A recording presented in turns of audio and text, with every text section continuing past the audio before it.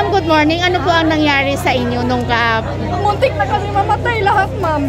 Kasi doon kami sa sa may first floor. Doon kami. Pero sabi ko sa pamilya ko, ma, ano yun? Parang tubig man yun, ma. Ang dami ng tubig. Akyat na tayo sa taas. Yan ako sa pamilya nga. Tara, saka na taas. Magpakabuhi pa tatungod sa itong mga bata. Tanan, ma'am, saka mi sa taas. Kaya mamatay na dyan mi sa first floor. Moto sa second floor, ma'am. Ni ato mi, wala mi ablihi sa upan nga tao dito sa second floor. Ni saka na lang mi sa third floor, ma'am. Pero ang second floor, naabot na sila sa ila ang tubig, ma'am. Ni akyat na po sila sa third floor. Takot na takot kami, ma'am. Kasi ang building, parang maano na siya dahil sa lakas ng current ng tubig. Kaya umiyak na lang kami sa lahat sa ma'am, sa taas. Experience namin, ma'am. Tubig talaga naman. World one na po yun lang. Kasi nagulat po kayo na biglang tumaas yung tubig. Naana na lang kung Ginoo kung bako naman yun ni ang amo ang parang inaasa nyo na lang po, nagpe-pray na lang kay Lord. Wala na lang kung gano'n. Kinikilabutan ako sa kay ate. Mga bata. Ano nangyari? Nagtuwa na kanang parang lain na akong lawas ato, ma'am. Para kakuya po na kayo. Dili experience na. Nung time po na yun, kumpleto naman po kayo na pamilya. Oo, ma'am. Kaluoy dyan sa Ginoo, ma'am, nga. Akong pamilya, kung unsay akong iingon, ma'am, musunod dyan sila sa ako. Oo, mangani, ma'am, kay pag-ingon ako, ma'am, nga, sakad ayon ta sa taas. 5 minutes lang, ma'am, ang tubig. Biglang tumaas. Biglang. Diretso dyan ka, dako, ma'am. Sabi na kung mamatay na dyan, may ato tungura, ma'am. Huwag pa may manaka dito sa taas, ma'am. Oh, sabi. Kuya pon gud ko pagsaka na mo, mura jud ka nang kuya pon na nagtanaw sa tubig, ma'am. Parang yung tubig. Nasyap na mi, ma'am. Patay na jud na dito dahil sa upo, so wa pa mi kasaka. Talagang kalunus-lunus yung nangyari. Kinikalabutan at naiyak din ako sa kwento ni ate. Pero dyan ako, ma'am, parang karon, di mo kinabuhi, karon pag yun na ang tubig. Ang mga bata mo'y luoy kaayo. Kung maumang yun na inukom ni mo Ginoo, luoy kaayo ang mga bata. So ilan po yung mga anak niyo, ma? Maliliit pa? Ito, maliit. Yung dalawa ko, 11. Gilantan ang ayan po. Hindi ko lang po siya itutok. Mga pamangkin ko, mga maliit pa. Yung mga kapatid ko, yun, kami lahat. Isang pamilya po kami. Sa isang kwarto na. Pero buti nakaakyat po din talaga kayo. At saka matibay yung yung bubong. Ano ho? Parang takot din kami, ma'am. Kasi pag gano'n lang puno. Bawat ng tubig, umuuga siya. Wala ang ilaw, ma'am. Kanang ipan pa na sa tubig ang lalong na first floor. O bibigay yun, ma'am. Patay kami lahat, ma'am. Ilan kami doon sa taas? Marami kami, ma'am.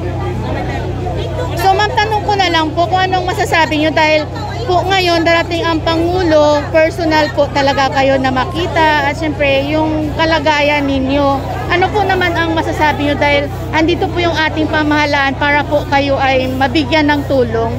Ano po ang masasabi nyo sa ating Pangulo? Kaya sana mabigyan kami ng tulong niya kasi wala kaming trabaho. May bibi pa ako na mga sakitin, ma'am, na dahil sa nangyari, ma'am, na sakit. Survivor naman kami, ma'am. Tutulong naman siya. Maraming salamat kung tutulong man siya sa amin, ma'am. Tanggap man kami kahit ano, ma'am. Kahit hindi naman pira. Basta tutulong po siya sa amin, ma'am. Kasi tibuok adlaw, ma'am, usa ka adlaw, wa jud mi kaon, ma'am. Giagwanta ra jud na namo, wa mi kaon, wa mi tubig. Basta naka-survive lang ni ma'am. Kawawa, no? Lalo na yung mga bata. Building, ma'am. Dili mi kalabang. Ang building dyan, ma'am, 4 story. Diya, Tapos, ma'am, ito, ma'am, masabi ko rin. Noong Merkulis, umaga, ini-expect namin ang mayor pupunta dito. Magdala sana ng medical team at saka yung mga anti-disaster group Yes para po. mag-retreat. Kinabukasan na po after ng Wala. Merkulis ng gabi, pumunta dito yung mayor. Ang dala tubig. Nakakatulong ba sa amin? Sabi ko, ang kailangan namin dito may hindi pagkain. Dahil may mga vlogger naghatag, bigay ng pagkain. Kailangan namin heavy equipment kayo yung mga patay, ma-retrieve ng mga patay hayop. So madami Mga po baka, baboy. talagang patay. Ang baho na. Baho na, ma'am. Pero ngayon sir, na-retrieve na po. Wala pa. Andyan pa Wala pa din. dumating mga heavy equipment nila. Oh. Pero alam ng Baho na. mayor na gano'n ang nangyari. Nakita na din ng mayor kasi sabi niyo po nandito na ho siya. Nung Hapon ng hapon, nandyan yung mayor. Sinabihan na namin. Ayawan ko lang kung ano decision Baka niya. siguro sir, sa dami ng naapektuhan, baka by area or ano po yung Hindi ko tulong. lang alam, ma'am. Opo. Dapat ito binigyan niya priority.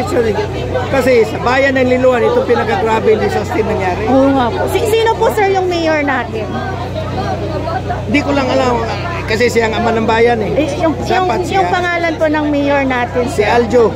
Si Al. Aljo Prasco. Ayun. Pinsan ni Congressman Joe Prasco. Ha? Yung Oo. yung si Cristina, ano niya yun? Pinsan. Oo. Ano po kayo sir? May katungkulan po kayo sa barangay? Or residente lang din po? Ako mang pure resident rin. So sana maaksunan po agad yung mga Edad ko ano. ngayon, mag 69 years old na ako. Ngayon lang ako naka-encounter na ganito kagrabe. Ang mga tao dito nagtiwala doon mga flood control kasi mataas na yung Yun. bakod. Opo. Sige po Mataas sir. na yung bakod. Ngayon, nung nag-collapse yung bakod, plus pa yung mga concrete na bakod yan sa mga private pagmayari ng mga mga private, bumagsak, naipon yung tubig, bumagsak. Ngayon, nung bumagsak yung flood control, ang tubig flow pag ano na, walang exit doon. Hindi kagaya nung araw, ma'am, may exit papunta doon sa south, exit dito, exit yan. Maraming exit ang tubig, wala pa yung mga building, wala pa yung bracket nila concrete. So ibig sabihin po sir, kung maganda yung implementation ng flood control, hindi ganun katindi sana ang nangyari. Hindi ko lang masabi, ma'am, kasi dapat ang ginawa na, kasi nung sinabi nila, hindi ko naman nakita rin yun. Ang sinasabi rin nila na bumagsak daw, kagaya nangyari sa Luzon. Yung ano, yung Walang support. Opo, kumbaga substandard, hindi talaga siya. Nangyari. Kayo may nakausap ako, ang sabi nila, dapat nung nagtawag daw, umakyat ka agad dito sa school. Eh ngayon, puno na. Saan papunta? Sa bahay ko lang, ma'am, nandyan yung bahay ko. Siyam na pamilya.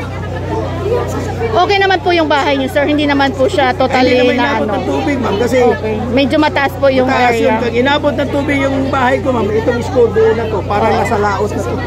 Grabe Mataas ang ano. parte ng- So kitang-kita niyo po talaga yung Ay, kung nakita ko yung palibot. Kung ano, ma'am, makapunta ka doon sa baba. Ngayon lang nangyari, ma'am, puno ng buri, puno ng niyog, ibang kahoy, man, collapse lahat. Ito palang first time nangyari. o even sa mga nadaanan po namin mga sasakyan po talaga hanggang ngayon sir Ngayon, nandoon nung pa din. nangyari din, yung araw, yung mga tao dito tiwala. Kasi pag oras na may baha,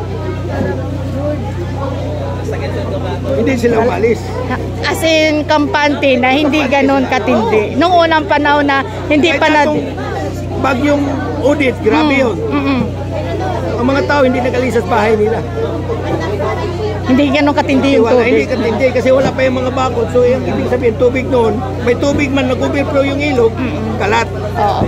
Ngayon, naipon, ang nangyari, ma'am, ang tubig, ito yung ilog, paglabas ng tubig, ganun. Yung concrete bakod yan, ganyan maikot. Ang tubig, umikot ng ganun. Plus yung tubig dito, Walang malabasan. di, Lagi parang ipo-ipo na siya. nag-ipo-ipon tubig.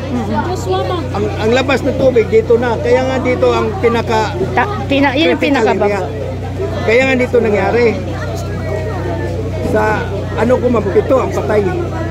Sa nadaanan po namin sir, meron din kami na mga naka-ano ng Yung patay ma'am, pinsang buo ko at saka yung asawa niya patay. nakakalimutan. Pero pag isa, ewan ko lang kung kumag-anak ko, nakita na ba yun? So sir, anyway, thank you Thank you po sir no, sa inyong Kaya nga concern ma'am, po. mabini mo ma'am. Mm. Kanina may nakausap ako naman dito, sumama yung loob namin sa ano nila dito. Walang response agad. Oo. So yun ang concern nyo sir, dapat po Anong Merkuли, ang dami na, biruin mo ma'am, may isang na-retrieve namin yung bata, o nakuha namin yung bata. Survivor, babae. Wala dito, kinuha ng tiyahing na, atos tulito. In-interview na net 25 yun. Net 25. Ngayon, yung survivor na yun, magmula dito, inanod ng mahigit 1 kilometro. In-interview namin yung bata. Pag taas na tubig, taas siya bulo. Ibig sabihin, hinga siya na todo. Mga ilang taon po yung bata sir? 17 years old. Pagbaba ng tubig, sa ilalim siya, hindi siya huminga. Maya-maya, Saka siya. lutang naman siya. Hanggat nakasurvive siya. Buti magaling yung bata. Ngayon, ang ikinasama ko lang, pumunta doon sa center. Dapat nagpadala sila dito ng medical group. Bisag kahit na 2 nurse lang. Magdala ng antibiotics, anti-tetanus, pag-inject dito. Mabuti pa yung mga private ng nag-assist amin. Mabuti pa yung mga vlogger ng hatag ng pagkain. Pero dito sa amin, lista ka para kay in-interview mo na, nag-apply ka ng trabaho. Tanungin ba, ano pangalan mo, ilang edad mo, may asawa ka na ba, saan ka nakatira, magkanong income mo, ano trabaho. Hindi naman dapat para sa amin, dapat itatanong pa yan. Emergency ang kailangan namin tulong.